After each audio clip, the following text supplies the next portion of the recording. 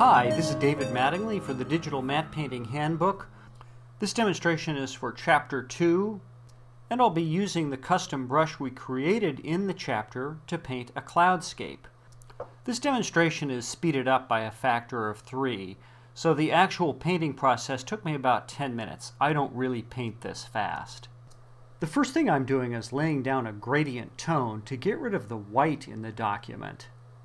I'm making it darker at the top, just like a real-world sky would be. Now selecting that clouds custom brush we created in the last chapter with a lot of variation on it, I am painting the dark side of the clouds onto a separate layer. I'm working to create an interesting silhouette or form for the clouds, and paying attention that the clouds nearer the horizon should be smaller than the ones higher up in the sky. Into that dark base I laid down for the dark side of the clouds, I'm now using white to paint in the light side of the clouds. Notice that I'm varying the size of the brush on the fly.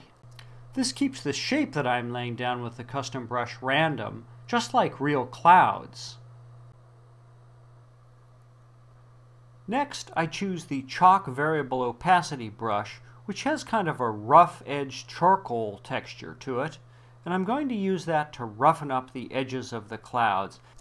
Getting that variable hard, soft edge on the clouds is one of the more difficult things to do, and you shouldn't rely on just the custom brush to do it all. Using the smudge tool can give you some very nice natural variation to the cloud edges. Also, I'm switching to that soft round brush that I'll use to sort of soften the edges that I've gotten from my Chalk Variable Opacity brush. Now I'm going in and painting some more background clouds, switching back to my dark side color to paint more clouds at the horizon. They should be smaller as they get further away.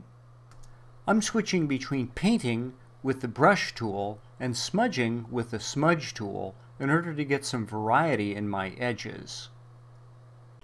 Now I'm adding some darks to these clouds that are at the back of the cloud mass. I'd like them to have a little more contrast because the clouds to the left of them are blocking most of the lights that would be falling on these clouds. I'm adding a little rim detail on some of these background clouds. Now I've enlarged the brush a lot, and I'm painting some little phantom clouds in the upper left-hand corner. Now I'm switching brushes again, and I'm going back to that big round soft brush, and I'm using that to go into the interior of my clouds and darken the undersides a bit. Here I'm relying on the variety of mark that the custom brush will give me and hoping for some happy accidents that would be very difficult to produce if you were painting this scene with just, for instance, your soft round brush. I'm going through and smudging the clouds a little more. This is almost like you're painting an oil paint, so you can go through and blend the tones on the fly. As a finishing touch, I'm going to make the cloud brush really huge, and I'm going to haze off the top of the clouds so that there's less contrast at the top. And that's it. With only about 10 minutes effort, I have a pretty good looking cloudscape thanks to this custom brush.